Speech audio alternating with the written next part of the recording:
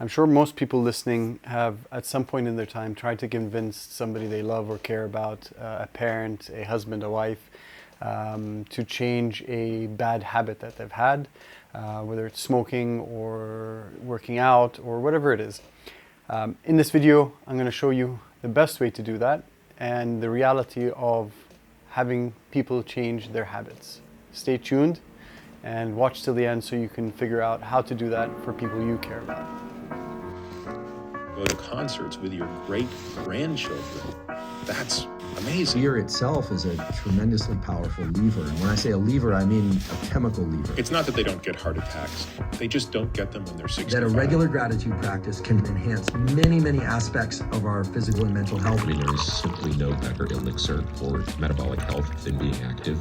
So the old saying goes that you can lead a horse to water, but you can't make it drink. And the reality is that's very true. And that includes people that you're trying to convince or trying to get them to do something that is in their benefit, let's say, and you're trying to get them to change habits that might be affecting their life negatively. And most people have that mentality of nagging on these points more and more, and they feel that they're doing the right thing to get them to move in the right direction. But have you ever noticed that the more you nag these people, the less likely they are to do what you're asking them to do, whether that's working out or quitting smoking or eating better, for example? Especially when it comes to habits that people enjoy, like smoking, for example, that the more you nag on them, the more they smoke, maybe in defiance of what you're trying to tell them. Even though you deep down know that you're trying to do this in their best interest, but I think if people put themselves in other people's shoes and kind of listen to people nagging them to do something, usually they go in the opposite direction. They smoke more or they do it on purpose just to be defiant in that instant. Now, that whole thing becomes even more difficult when these people are older, like our parents, for example, where in the theme of everything that I'm doing is maybe getting the older adults to move more or exercise. And you, as their child, trying to come to them and tell them that, look, exercise is good for you, you need to do this, it never seems to work. So what's the best way to do that? So I get a lot of people that message me or call me asking me or saying to me that I have a parent that I want them to work out, or my spouse or my sibling or somebody I care about, I want to get them to work out. I want to take a package with you so they can be motivated to work out. Now, most times I refuse to take on clients like that for the sole purpose of that they're not going to see any changes because they're not going to be committed to what they're doing. And the reason for that is that this person isn't looking for change yet. And they might say it, but the reality is deep down, we need to understand something that without purpose of change, without the reason why you want to change something for that person, that there's no way that they're going to commit or be consistent with that change. And what I mean by that is when you ask yourself that you want to work out, finding the true why or digging deep into the reason why you want to work out. It's not about being healthy or it's not about I want to look good. There's always a deeper reason. I want to look good, and if you keep asking yourself why, it might dig down into a point where you're saying that I want to be able to sit on a chair without feeling that my belly is sticking out. It could be that simple. And other people's could be a bit deeper than my why, for example, of why I work out and why I'm consistent, is that when I hopefully get into an older age, that I'm not going to need anybody around me to hopefully take care of me. And I can be as independent as possible, putting diseases and injuries aside, that's my objective. And that's what, in my darkest of times, when I'm thinking that I really don't want to get out of bed and go for a run or go to the gym, I always have that in the back of my mind that you're doing this for this reason, and that's your why. And always with my clients, when I start off, I always start off with that point of find your why. And it's a very hard exercise for people to do because you have to keep asking yourself the why. Why am I doing this? Why am I doing this? Why? And every time you have an answer, you dig again deeper into the why. And you need to find an answer that resonates with you. And what I mean by that, it can be superficial. It has to resonate in the sense of you are doing this for the purpose of 1, 2, and 3, whatever that is. Other person that they're trying to motivate isn't motivated. They don't have a why. They don't have a reason why they're doing this. They're comfortable with where they are. Sometimes the why is forced onto you. Like I'll give you as an example, my mom was a smoker, and when she was diagnosed with lung cancer, That was her why.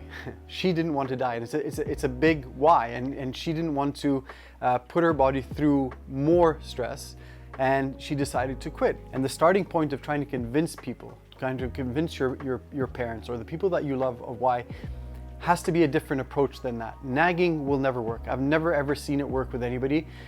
Trying to nag of quitting smoking, or you have to go to the gym, or you have to eat properly, it just goes in one ear out the other, and it's a waste of time for both people, and it kind of strains the relationship again, because they start to look at you with resentment. They don't care. They don't care about what you're talking about.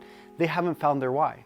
So my opinion of how to convince people to do this is to guide them and help them and expose to them what their why could be.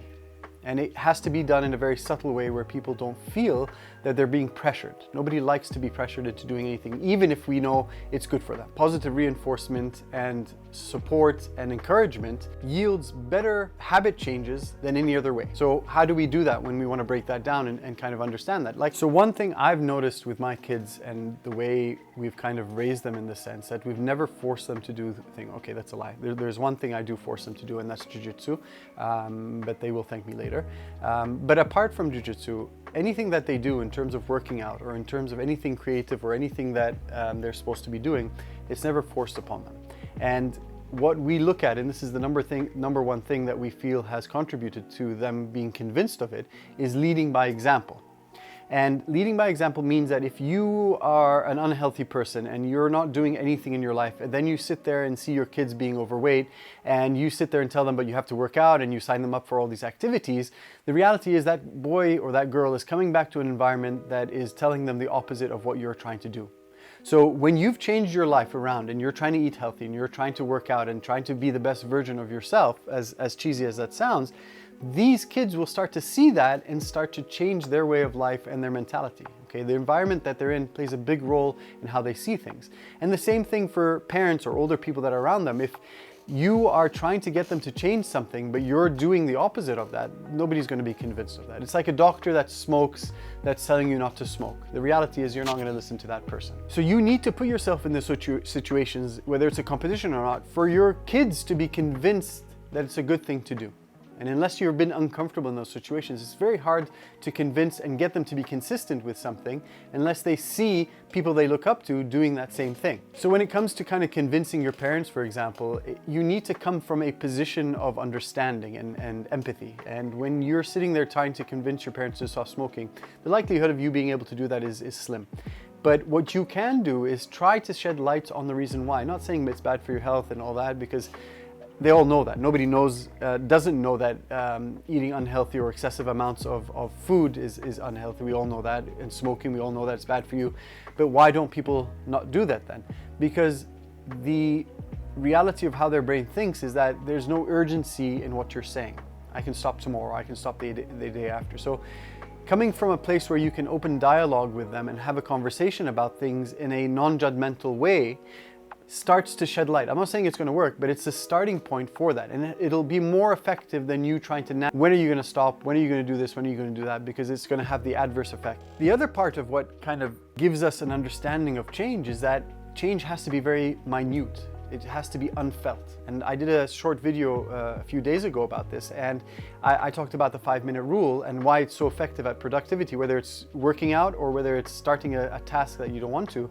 Take 5 minutes, put a timer on, and start that task. At the end of the 5 minutes, if you don't feel like doing it, then great, you don't have to do it, but at least you've started. And 9 times out of 10, people will continue doing that task, even though they were reluctant in the beginning. And it's the same thing with getting people to change their habits. So moving on from there, when those changes are small for your parents, and you could put small challenges, you can even get the changes to be unfelt or unknown to them in a sneaky way.